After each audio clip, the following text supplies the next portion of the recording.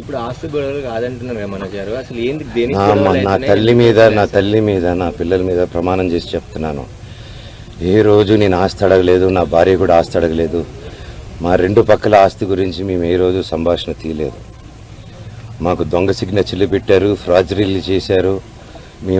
మేము ఫ్రాజరీ కేసులు కూడా వేయలేదు. మేము వాళ్ళ కర్మకు వాళ్ళు పోతారు, కర్మ సిద్ధాంతాన్ని నమ్ముకొని ఉంటాం. అర్థమైందండి?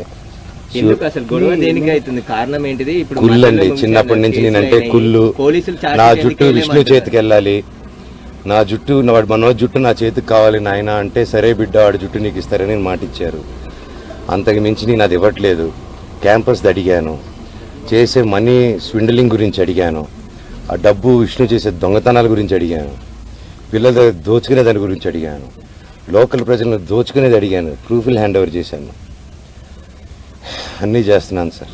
దయచేసి నన్ను ఎందుకు మాట్లాడే స్కోప్ ఇవ్వట్లేదు, కోర్టు ఆర్డర్ నన్ను ఎందుకు అలో చేయట్లేదు అడగండి.